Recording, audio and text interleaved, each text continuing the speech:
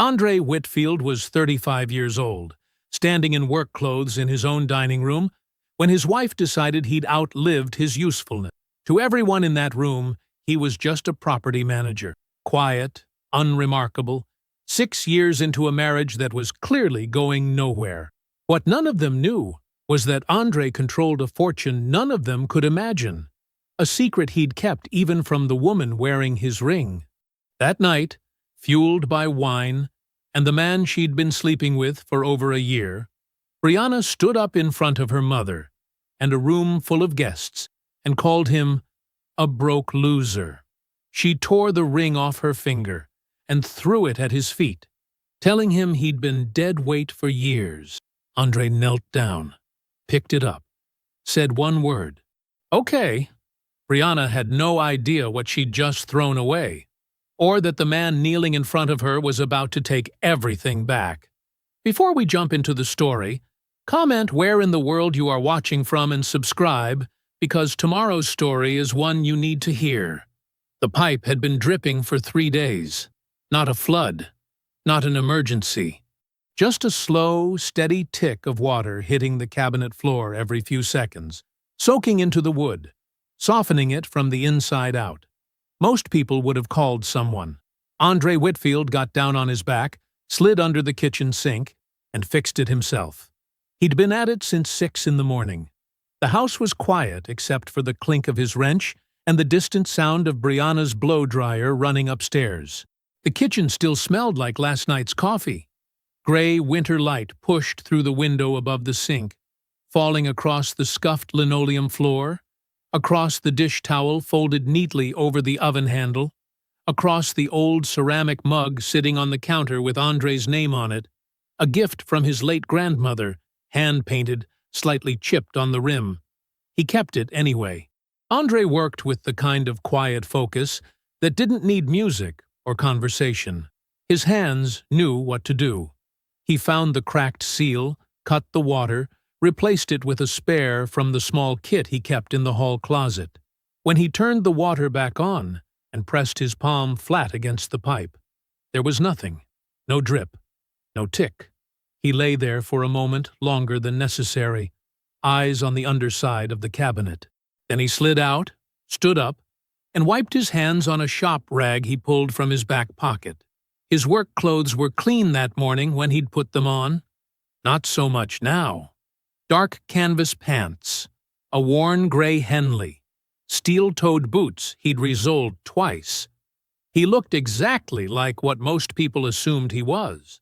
A property manager, the kind of guy who shows up, handles things quietly, and doesn't ask for much. That was fine by him. Outside the kitchen window, his truck sat in the driveway. A 2010 Ford F-150, dark green, with a long scratch along the passenger door and a side mirror held at the right angle by a single bolt he kept meaning to replace. It ran perfectly. It had always run perfectly. Andre maintained it the same way he maintained everything in his life. Carefully, without fanfare, and on his own schedule. He heard Brianna's heels on the stairs before he saw her. She came into the kitchen already dressed, already composed, already somewhere else in her mind. Navy blazer, cream blouse, hair done the way she liked it when she had client meetings. She was beautiful in a way that had once made Andre feel lucky. These days, she moved through the house like she was passing through a hotel lobby she'd been overcharged for. "Pipes fixed," he said. She glanced at the open cabinet door, then at him, then at the shop rag in his hand. Okay. She opened the fridge, pulled out a container of yogurt, and turned toward the counter without another word. Outside, their neighbor Mr. Ibarra was walking his dog, and when he spotted Brianna through the window, he lifted a hand in a friendly wave. Brianna gave a quick, tight smile and looked away fast, angling her back toward the glass. Andre noticed. He always noticed. He knew what she saw when she looked at this house, a narrow 2-story in a neighborhood that hadn't fully decided what it wanted to be.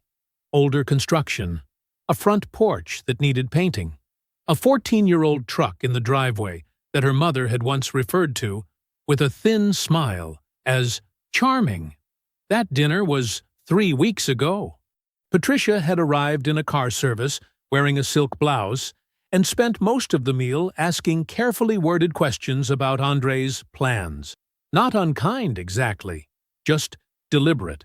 The kind of questions designed to remind everyone at the table, including Brianna, that a man of 35 with no visible ambition was a liability, dressed up as a husband. "He's still finding himself," Patricia had said at one point, tilting her head toward Brianna like Andre wasn't sitting right there. "There's something sweet about that." Andre had reached over and refilled Patricia's water glass without a word. Brianna's phone buzzed on the counter. She was spooning yogurt into her mouth and didn't reach for it right away, but her eyes flicked to the screen and then away. A small thing. Fast. The kind of move that looks casual until you've seen it enough times to know it isn't. Last week, she'd taken a call in the hallway, voice low and warm in a way it hadn't been with him in a long time. He'd walked past, and she'd shifted, so her back was to him, laughing softly at something he wasn't meant to hear. She rinsed her spoon, grabbed her bag from the chair, and started toward the door. Her phone stayed on the counter. She realized it after 2 steps, turned back, picked it up quickly. But in that window, just those 2 seconds, Andre was close enough to see the screen. A text. From a contact saved only as G. Can't stop thinking about tonight. Brianna tucked the phone into her bag and walked out. The front door clicked shut behind her. Andre stood in the quiet kitchen, shop rag still in his hand, and said nothing at all. Andre heard the voices before he even got the front door open. Laughter, music playing low, the warm clink of glasses. He stood on the porch for a second, keys in hand, and took it in. The lights inside were all on. Through the narrow window beside the door, he could see shapes moving. People, not just Brianna. He checked his watch. 7:40. He turned his key and walked in. The living room had been rearranged. The coffee table pushed back, the couch angled, folding chairs brought in from somewhere. There were 8, maybe 9 people spread across the space, all of them dressed the way people dress when they want to look like they aren't trying. Wine glasses, a charcuterie board on the kitchen counter. Soft jazz coming from the Bluetooth speaker Brianna kept on the bookshelf. Brianna stood near the kitchen doorway with a glass of red wine, and the moment she saw him, her face did 3 things in quick succession. Surprise, irritation, recovery. Andre. Her voice was flat and smooth at the same time. "I didn't know you'd be back so early." "Stopped by the Denner Street property," he said. "Furnace issue." He said it simply, the way you explain something obvious. Then he looked at the room full of people and nodded once, politely. "Sorry to interrupt." "You're not interrupting," Patricia said from across the room, in a tone that implied the opposite. She was seated near the window, back straight, wine glass stem between 2 fingers, wearing that specific look she had, pleasant on the surface, measuring underneath. She glanced at Andre's work clothes, the way someone looks at a stain on a white tablecloth. Not rude enough to comment right away, just rude enough to let the look land. Brianna introduced him to the room quickly, like a footnote. A few people smiled. One man, standing near the far wall, did not. He was tall, well-dressed in the way that wanted to be noticed. Dark blazer, no tie, the kind of easy confidence that fills a room without asking permission. He was holding a glass of bourbon and watching Andre the way someone watches a thing they've already decided doesn't concern them. "Garrett Holt," Brianna said, almost as an afterthought. "He's a colleague." Garrett lifted his glass an inch in Andre's direction. "Good to meet you." Andre looked at him for just a moment. Same. He went upstairs, washed his hands, changed into a clean shirt. He didn't rush. When he came back down, dinner had moved to the table, and someone had pulled a chair to the far end. Not exactly at the table, not exactly outside of it. The seat that says you can stay, but don't get comfortable." Andre sat down and said nothing about it. The dinner moved the way those dinners do. Conversation layered over conversation. Compliments about Brianna's promotion floating up every few minutes like bubbles. She'd made senior associate at her firm, and the room wanted her to know they were proud. Or at least, that they were present while she was proud. Andre watched. He watched Garrett reach across the table and refill Brianna's glass before she asked. Watched her laugh at something he murmured close to her ear. A private joke, dressed up as nothing. Watched the way her hand rested near his on the table, close enough to be deliberate. Patricia, 2 glasses in, leaned toward the woman beside her and said, "Just loud enough. Brianna's always been the driven one. Some people take longer to find their footing." She glanced toward Andre as she said it. Not an accident. The woman nodded sympathetically. "It's hard when a marriage isn't balanced." "Exactly," Patricia said, and smiled. Andre reached for his water glass and took a slow sip. By 9:30, Brianna was on her 4th glass of wine, and the careful composure she'd started the evening with had begun to loosen at the edges. Her laugh was louder.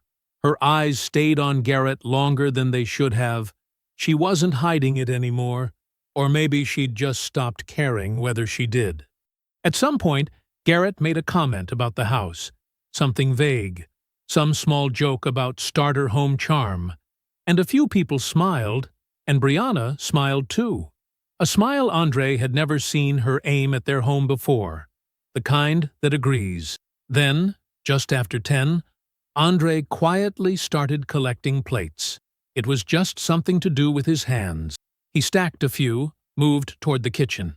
"Don't!" Brianna's voice cut through the music. He stopped. "Don't do that." She set her wine glass down hard. "Don't just hover around like the help." The room went quiet.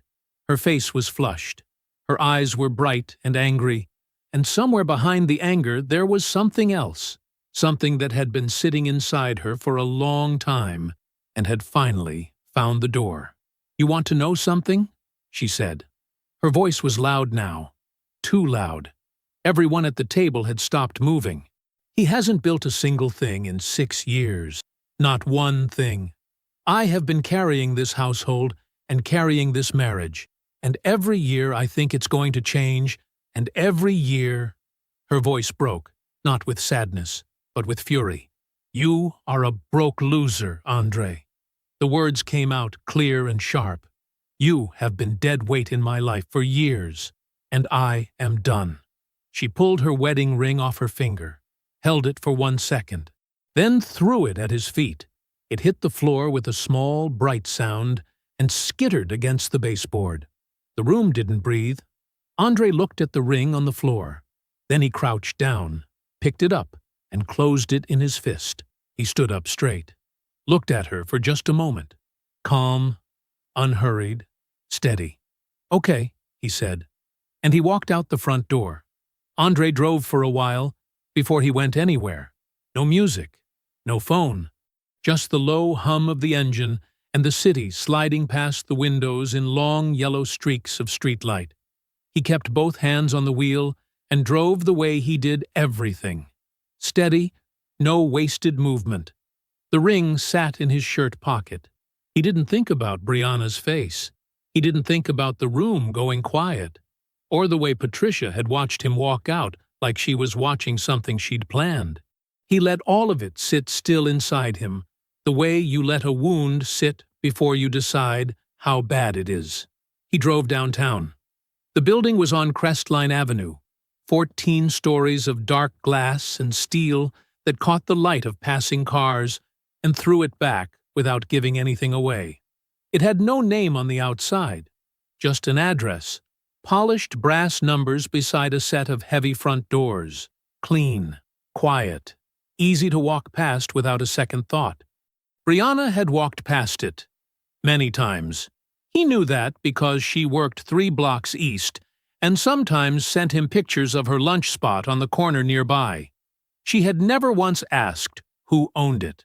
Nobody asked. That was the point. Andre pulled the old truck into a private lot behind the building. A lot with a gate that opened the moment a sensor read the transponder fixed to his dash, and parked in a space marked with no name, no number, just a small white stripe on the ground. He sat there for a moment in the dark. Whitfield Holdings had 43 properties in this city. Office buildings, mixed-use developments, 2 hotels, a residential portfolio that stretched across 4 neighborhoods. Last quarter's confidential valuation, the one his sister Imani had walked him through on a Tuesday morning over cold coffee and printed spreadsheet, had placed his controlling stake at a number that made the air in the room feel different when she said it out loud. The wealthiest individual in the city, not the wealthiest in his neighborhood, not the wealthiest in his circle. The city. All of it. 4 people knew that. His sister, Otis. The trust's outside auditor, who had signed a non-disclosure so thorough it had its own legal counsel. And Andre himself. Not Brianna. Not Patricia. Not one of the women who had nodded sympathetically at the dinner table tonight about the trouble with unbalanced marriages.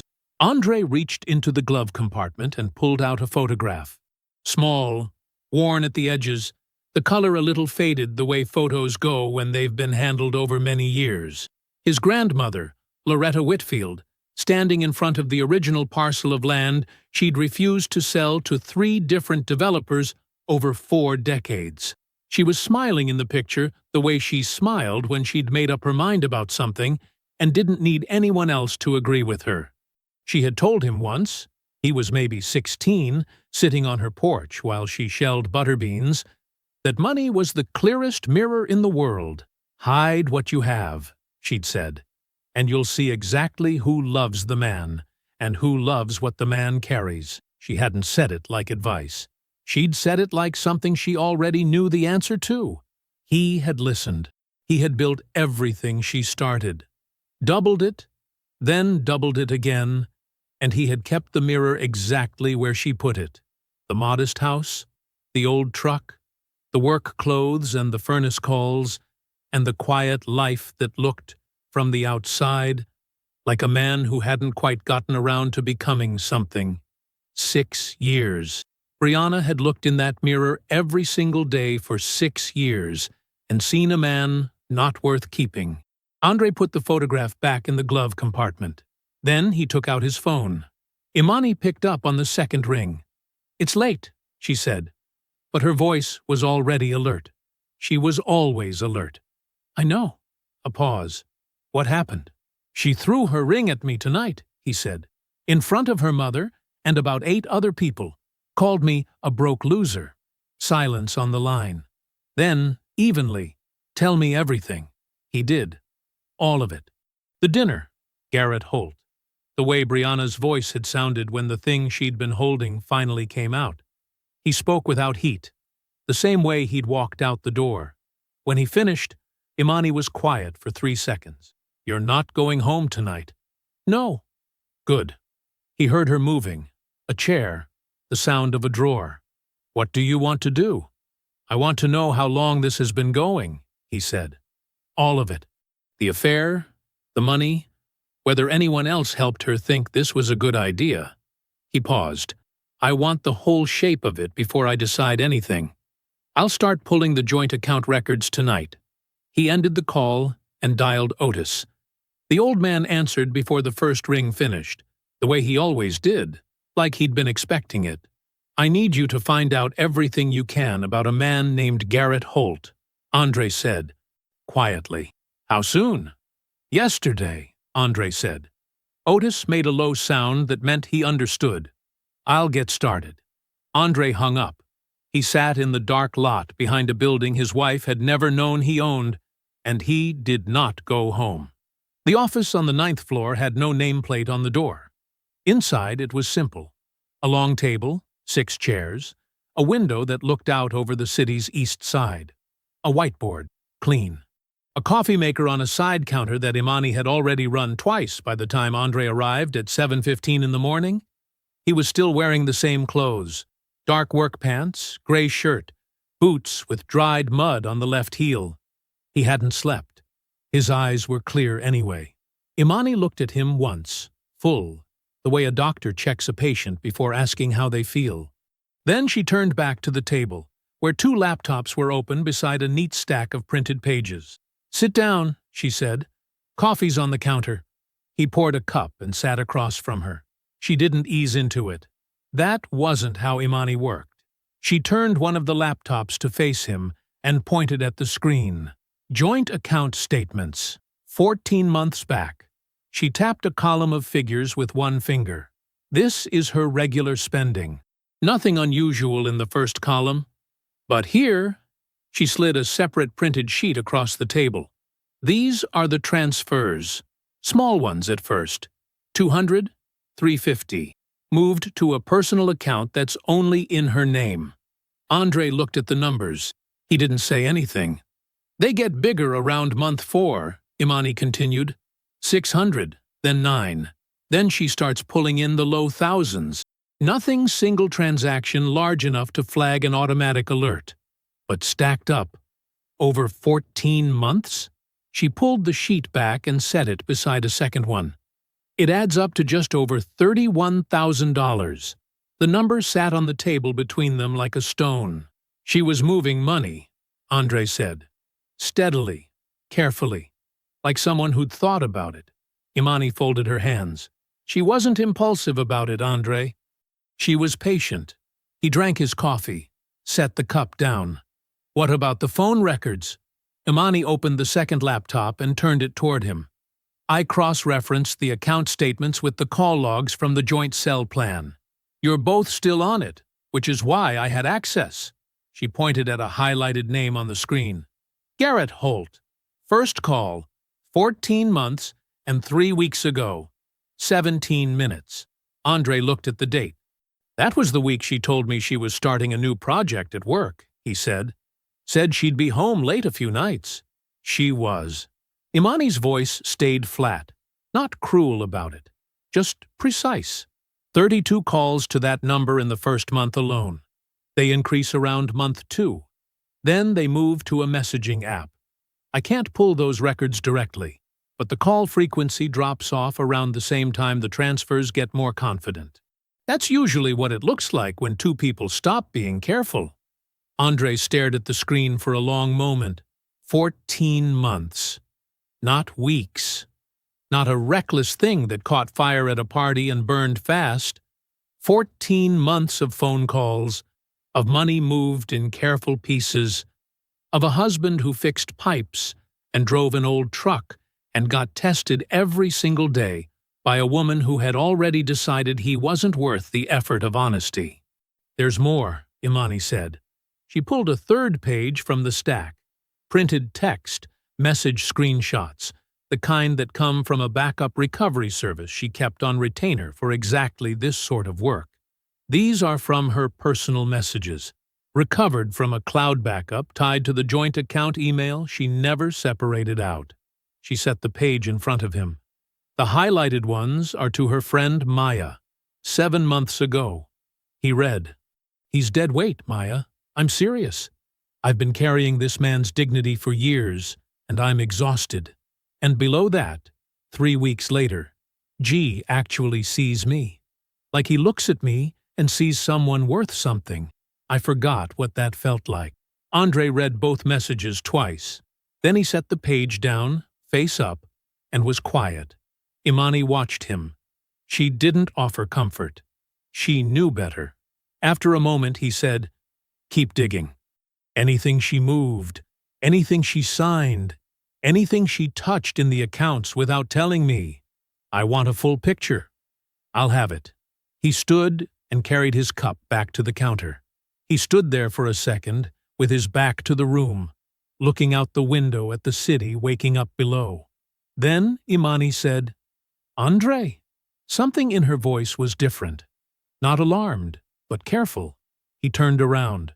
She was holding a single sheet, separate from the rest of the stack, the kind of document that had been printed fresh that morning. She looked at it, then at him. "There's a transfer authorization here I don't recognize," she said. "It's tied to one of the land parcels, the original family holdings. She set the page on the table. I need more time to trace where it actually went. But I want you to know, it's there. Andre walked back to the table. He looked at the document. He looked at his sister. Follow it, he said. Wherever it leads. Imani called him at 2:17 in the afternoon. She didn't say much on the phone. Just, come back. Now. Andre was at a rental property on the east side, replacing a broken door hinge for a tenant. He set the screwdriver down, wiped his hands on his pants, and drove back across town. When he walked into the 9th floor office, Imani had pushed both laptops to the far end of the table. The space in front of her was covered in paper, not the neat, organized stack from that morning.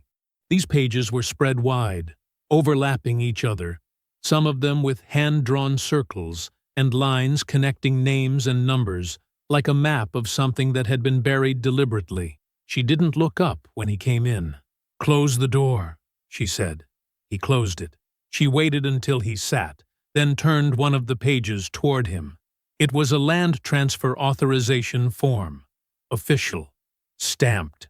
The kind of document that would move property from one owner to another, clean and legal, no questions asked once it was signed and filed. This was filed 8 months ago, Imani said, with the county recorder's office. I only found it because I went looking for anything tied to the original family parcels. Andre looked at the form. That's your signature at the bottom, Imani said. Except you didn't sign it. He looked at the signature line. His name was there, written in a hand that was close. Someone had studied it. The letters were almost right, but the second loop on the capital W sat too high, and the tail on the final D curled in the wrong direction. He knew his own signature the way he knew the sound of his own voice. "What parcel?" he asked. Imani pointed to the property description at the top of the form. He read it. Then he read it again. It was the northeast corner lot, 4.5 acres along the old creek bed, with the 3 oak trees his grandmother had planted herself, the ones she'd told him were there before the city was the city. The lot where she used to sit in a folding chair on Sunday mornings and drink her coffee and say, "This land remembers who worked it, baby. Don't you ever let anybody forget that." He sat very still. "Who did she sell it to?" he said. Imani pulled a second page forward. "A buyer listed as Crescent Ridge Property Solutions, LLC, registered in Delaware, like most shells." She set a third page beside it. The sale price was $240,000. Andre looked at the number. "What is it worth?" "At current market, with the creek frontage and the lot size?" She paused. "Somewhere between 1.1 and 1.4 million. The room was quiet except for the low hum of the building's ventilation. Andre put both hands flat on the table. He looked at the transfer form for a long time without speaking. He thought about his grandmother's hands, the way she'd kept the deed in a metal box in her bedroom closet, wrapped in a dish towel she'd embroidered herself. The way she'd told him, more than once, that the land wasn't money. It was proof. Proof that they'd been somewhere, that they'd built something, that no one could ever say they came from nothing, and someone had taken it. Not just taken it, sold it, for less than a quarter of its value, with his name on the paperwork, written in someone else's hand. His jaw tightened, just once, just slightly. Then he let out a slow breath through his nose and said, "The Shell Company, Crescent Ridge. Where does it trace?" Imani nodded once, like she'd been waiting for him to ask that, and ready to move the moment he did. She pulled the widest page from the spread, the one with the hand-drawn lines connecting names and numbers, and positioned it between them. Crescent Ridge Property Solutions is registered to a management company called BV Landmark Group. BV Landmark is listed under a principal named William C. Holt. She set her finger on the circled name at the end of the chain. "I ran the name against the city's business registry. William C. Holt is the registered agent for 3 other holding companies in this state." She looked up at him. "He's also listed as the father of Garrett Holt." "Current employer, Whitfield Holdings, Acquisitions Department. Andre looked at the name. He looked at the lines connecting it backward through the chain, through the shell company, back to the forged form with his own name on it. His grandmother's land, sold cheap and quiet to the family of the man sleeping with his wife. He didn't raise his voice. He didn't move quickly. He reached across the table and picked up the transfer form and held it in both hands, looking at the forged signature one more time, at the wrong loop and the wrong curl, at someone's careful, patient imitation of the name his grandmother had given him. Then he set it back down. "They did this together," he said. It wasn't a question. Otis arrived at 6:40 in the evening. He knocked twice before opening the door, the way he always did, not asking permission, just giving notice. He was a big man, broad through the shoulders, with gray at his temples, and a face that had learned long ago not to show everything it knew.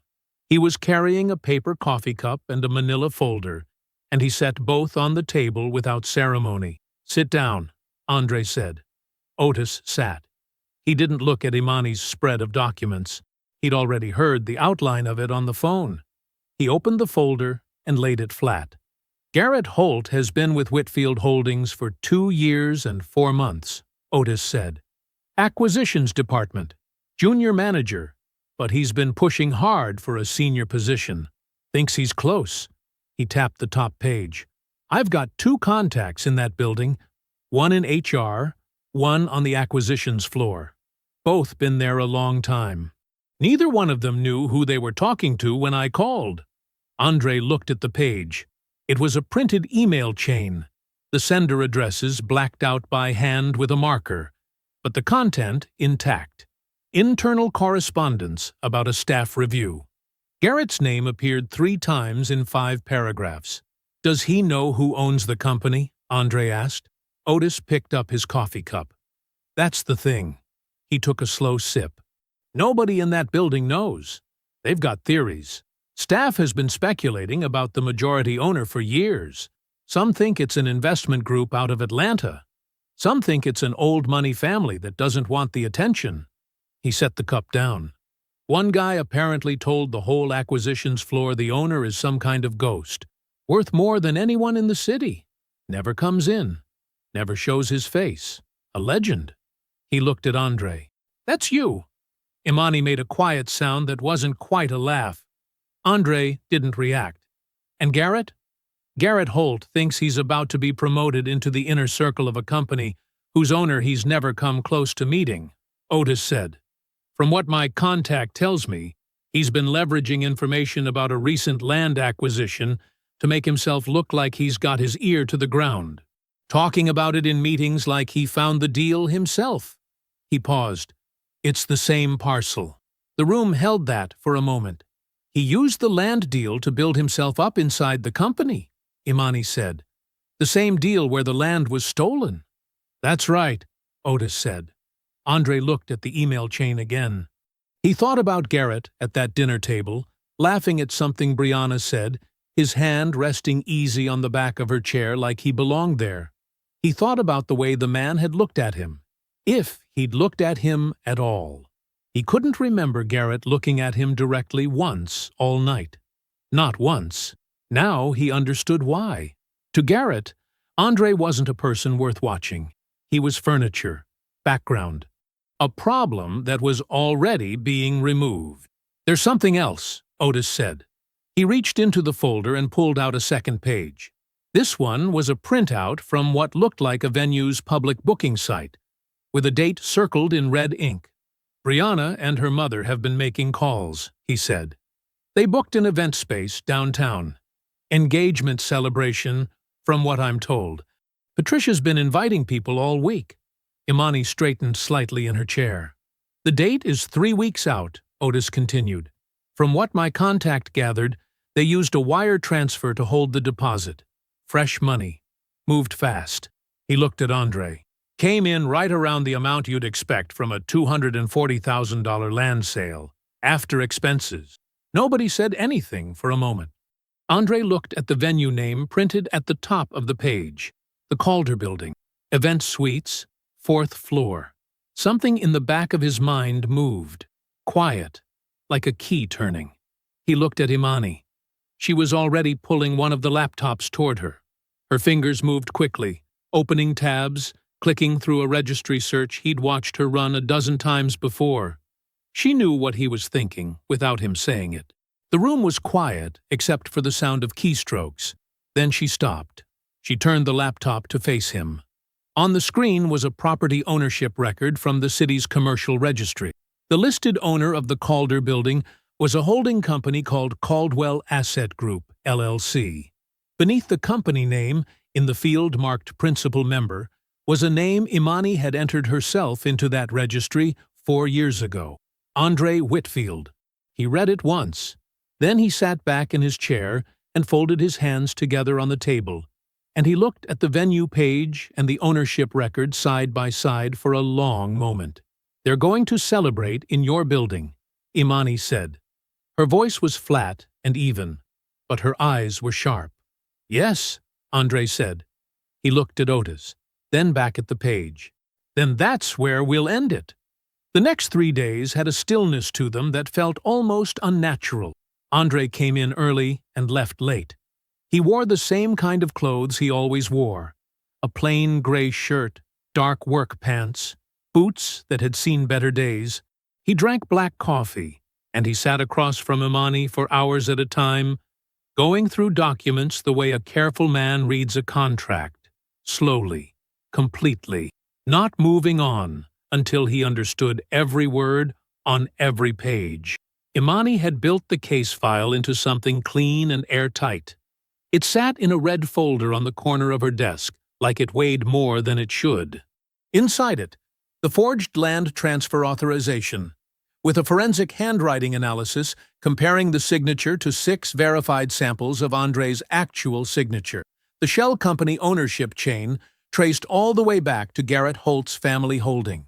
The joint account statements, showing 17 months of wire transfers Brianna had moved without Andre's knowledge or approval, small enough at first to look like routine expenses, then larger, then the land sale deposit appearing like a final punctuation mark at the end of a sentence that had been building for a long time. "This would hold in any court in the state," Imani said on the second afternoon, tapping the folder's edge with 2 fingers. "I know," Andre said.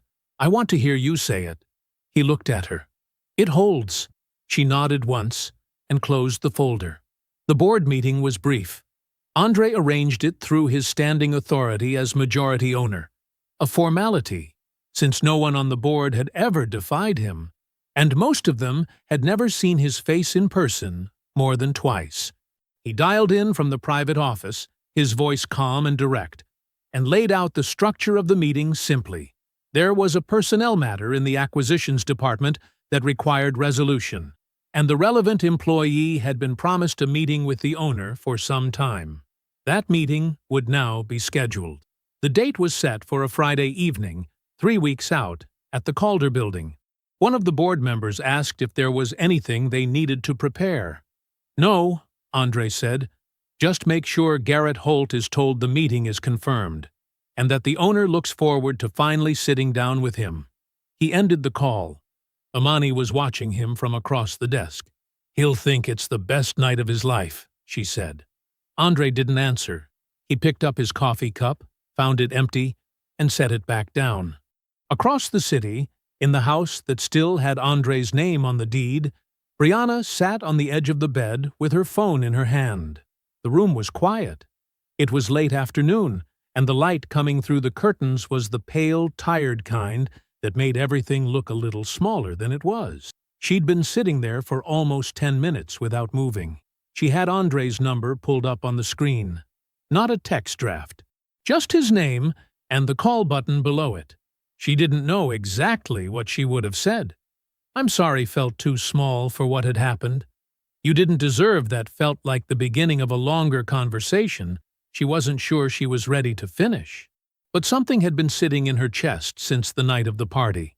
Not guilt exactly, more like a low hum of unease she couldn't turn off.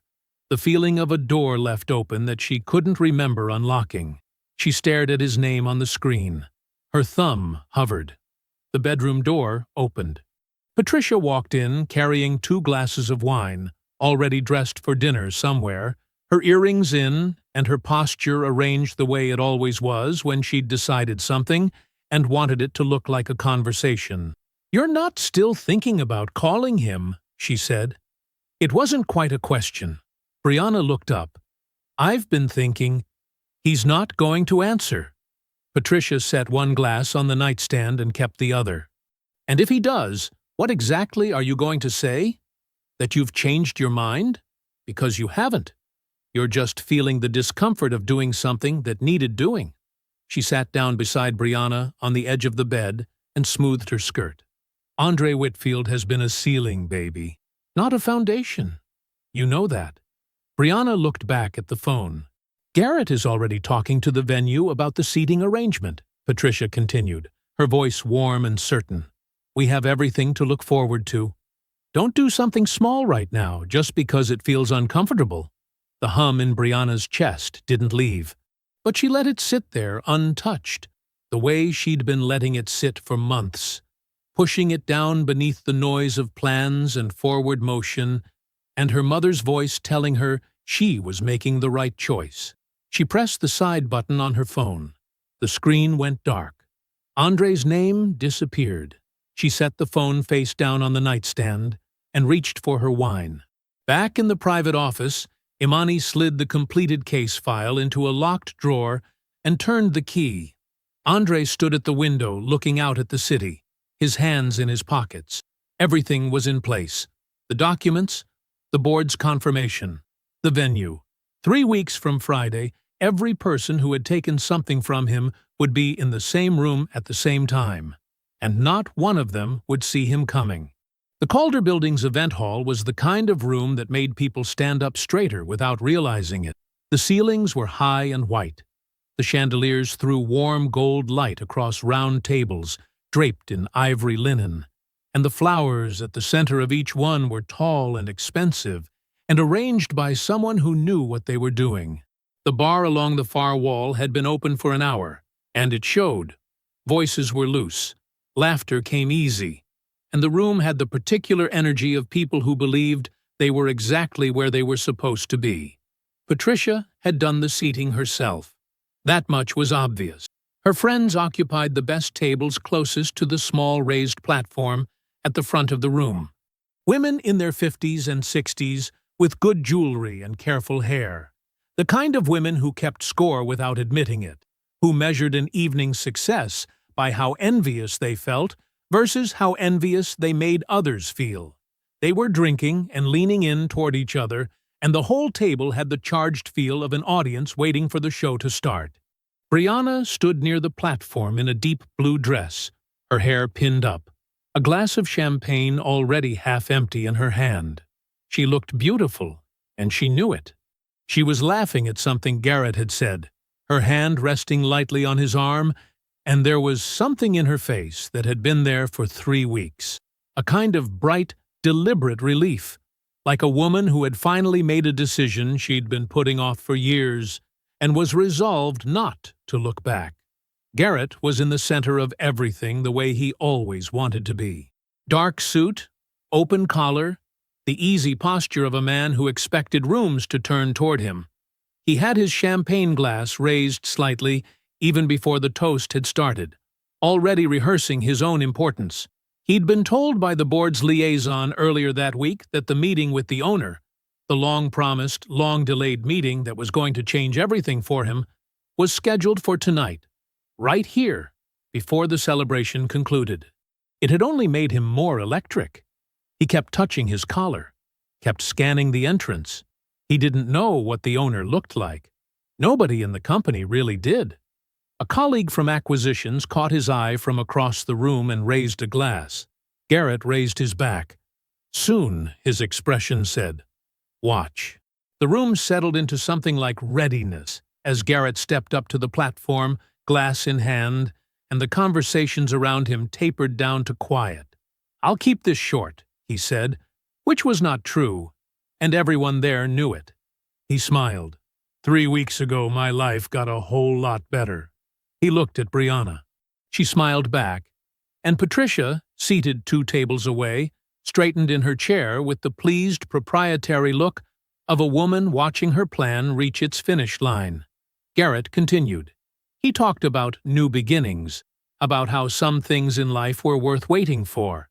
He let a deliberate pause hang in the air, and then said, with the smile of a man dropping something valuable, that he also had professional news, that he expected, by the end of the evening, to announce something significant about his future at Whitfield Holdings. The acquisitions colleague raised his glass again.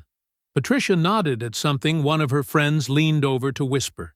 Brianna lifted her champagne toward her mouth. That was when the venue's events director stepped to the front of the room. She was a composed woman in her 40s, and she moved with the calm authority of someone executing an instruction she had been given very precisely. She stepped to the edge of the platform and touched Garrett's arm lightly, not apologetically, just firmly enough that he stopped. "I'm sorry to interrupt," she said to the room, and her voice carried. "Before the toast continues, the building's owner has asked to say a few words. He's been made aware of tonight's gathering and wanted to take a moment to welcome the guests personally." There was a small murmur. Garrett's smile flickered. He stepped back from the platform with the careful graciousness of a man who didn't want to look bothered. The door at the side of the hall opened. Andre walked in. He wore a plain gray shirt, dark work pants, the same worn boots. He looked exactly the way he had always looked, like a man no one in that room would have glanced at twice on the street. And he walked to the platform without hurrying, without performing, without acknowledging a single face as he passed. The events director waited until he stood beside her. Then she turned back to the room. "For those who don't know," she said, "this building belongs to Whitfield Holdings, and the gentleman standing here is the majority owner of that company." A brief pause. "He is also, according to the city's confidential business filings, the single wealthiest individual in this city." The room went completely silent. Brianna's glass stopped. Halfway to her mouth, suspended there, her eyes locked on the man standing at the front of the room, in the same worn boots she had spent 6 years pretending not to be embarrassed by. At her table, Patricia's smile didn't fade so much as fall, like something that had been propped up from behind and suddenly lost its support.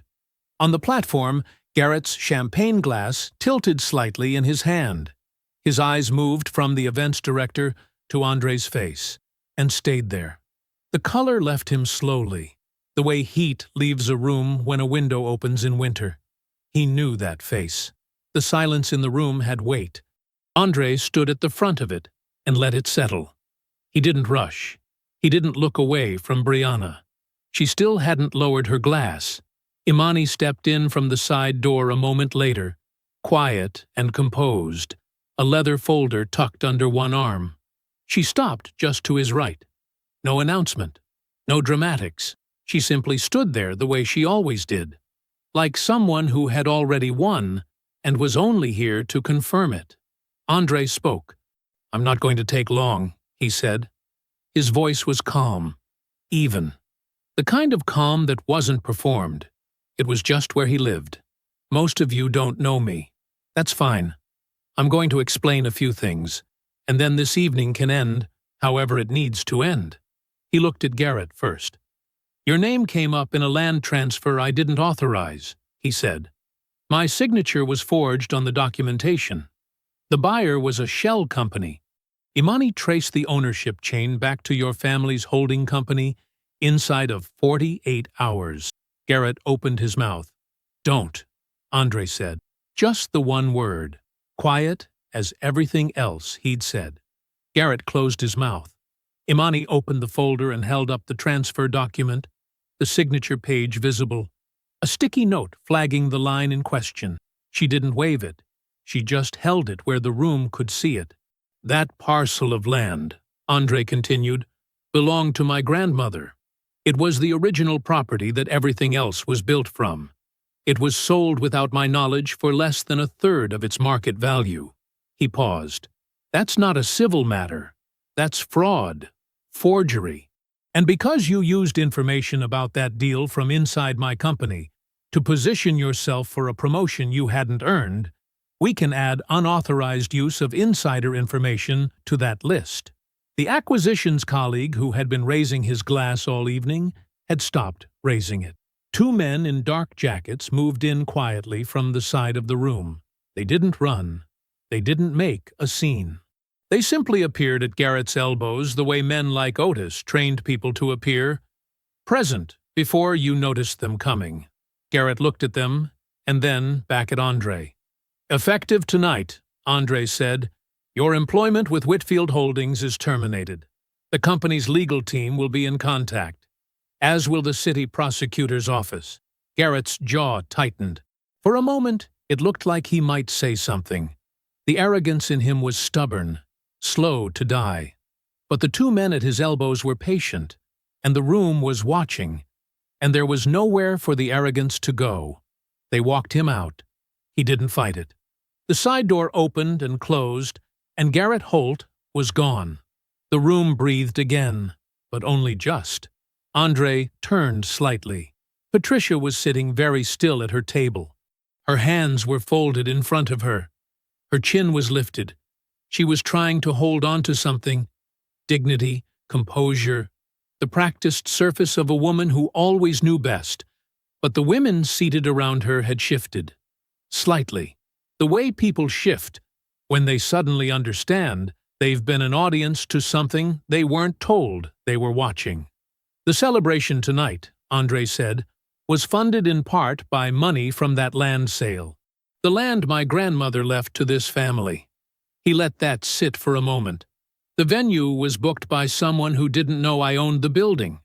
That's how this works, when nobody takes the time to find out who they're actually dealing with." One of Patricia's friends set down her glass. Patricia's eyes moved to the table. "Mrs. Voss," Andre said. Not unkindly, not warmly either, just directly. "You've been steering this toward something you thought would benefit your daughter for a long time. Tonight's the last night that steering costs anybody anything." Patricia said nothing. There was nothing to say. The women around her had seen everything, and there wasn't a performance polished enough to survive what had just happened in that room. Andre turned back to Brianna. She hadn't moved. She was still standing near the platform, champagne glass finally lowered to her side, and her face had done something it almost never did in the years Andre had known her. It had gone completely unguarded. No performance, no deflection, just the raw, unfiltered look of a woman who was doing the math in real time and didn't like the sum, the affair, stretching back more than a year, the land, the accounts she had managed and quietly bled, the husband she had called a broke loser in front of a room full of people, the ring she had thrown at his feet, and behind all of it, behind every dismissal, every lowered voice, every dinner table slight, the man she had never once bothered to understand, standing at the front of the room she'd rented with money she'd stolen from him. Andre looked at her. He didn't say anything else. He didn't need to. The marriage had already been over. It had ended the moment she threw that ring. But this was the moment she knew it, and knew what it meant, and understood exactly what she had walked away from without ever knowing what it was. The room was very quiet. The divorce was quiet. That surprised people. They expected fire, a courtroom battle, public statements, something loud enough to match the scale of who Andre actually was. But Andre had never been loud, and there was nothing to fight over. The prenuptial agreement was 12 pages long. Andre had insisted on it 6 years ago, at the beginning of everything, and Brianna had signed it with barely a glance, too certain of her own future to read the fine print carefully. The document was clean, specific, and ironclad. Imani had drafted it herself and knew every line by memory. Brianna got nothing from the marriage. Not the house, not the accounts, Not a single share of anything tied to Whitfield Holdings or the family trust. What she had brought in, she kept. What she had taken, the money moved through the joint accounts, the land sale proceeds she had helped spend, that was a different conversation entirely, and it was no longer a private one. The city prosecutor's office contacted Brianna's attorney 3 days after the engagement celebration. She was named in the fraud investigation alongside Garrett, the forged land transfer, the unauthorized account withdrawals, the shell company that tied directly back to money she had spent on a venue, and a celebration and a future she had built on something that was never hers to sell. Her attorney called Imani. Imani was polite. She was always polite. She laid out what cooperation would look like and what non-cooperation would cost, and she did it in the same calm, factual tone she used for everything. The tone that left no room for negotiation, because it wasn't a negotiation. Brianna cooperated. She gave a full statement. She confirmed the timeline, confirmed what she knew about Garrett's use of insider information, confirmed the account transfers. She did it because the alternative was worse, and because by then Garrett wasn't protecting her either. Garrett had his own problems. The charges were formal: fraud, forgery, breach of fiduciary duty, unauthorized use of material non-public information. His attorney tried 3 different angles, and none of them held.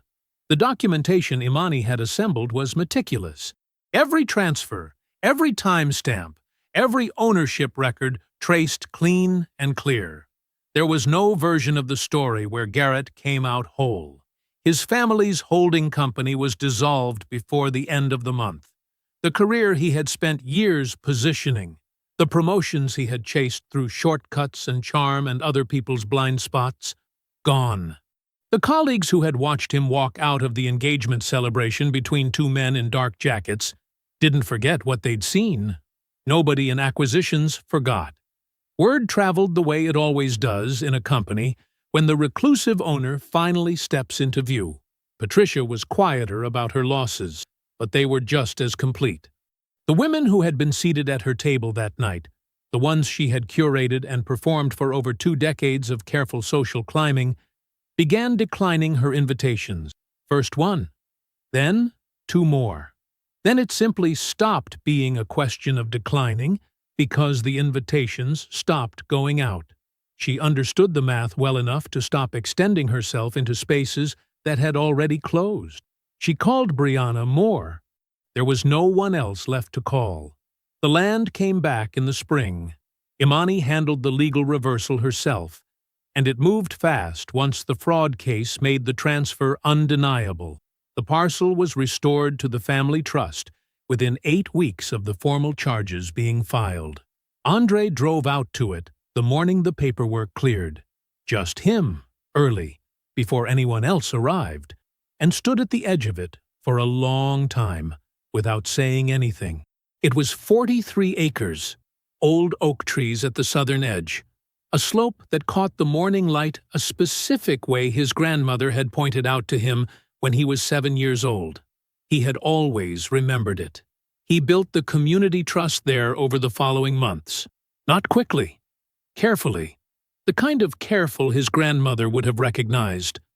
Local contractors, architects from the neighborhood, a board drawn from the community, not from his company's boardroom. He named it after her without hesitation, and he didn't ask anyone's permission to do it, because the land was his, and the name was hers, and nothing about that required a committee. He also stopped hiding. Not because the hiding had ever hurt him. It hadn't. The test had served its purpose completely. It had shown him exactly who believed in him before they knew what he was worth, and exactly who hadn't. But the test was over now. There was nothing left to measure. He drove a different truck. He wore different clothes. He took meetings at the Whitfield Holdings building as himself, not as a quiet presence at the edge of someone else's decisions. He mentored young entrepreneurs from his old neighborhood once a month in a conference room on the 14th floor, and he told them the same thing his grandmother had told him. Build something real, then hold on to it like you know what it cost. They listened. He didn't need them to know how wealthy he was for the words to land. The dedication ceremony for the community center was on a Saturday in October. The sky was the pale blue of late autumn. The oak trees at the southern edge of the property had turned.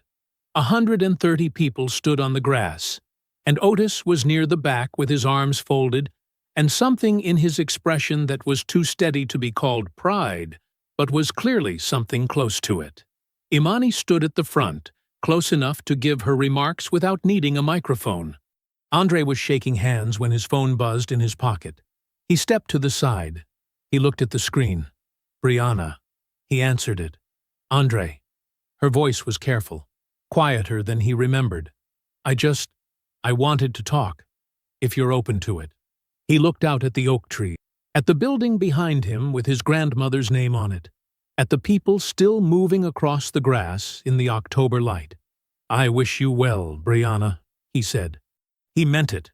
Not warmly, not bitterly, just plainly, the way he said most things.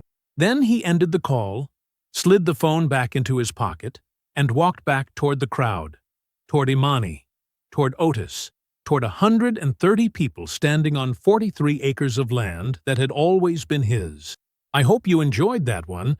Be sure to like the video and subscribe so you don't miss the next story. I've picked out 2 more for you that I think you'll really like.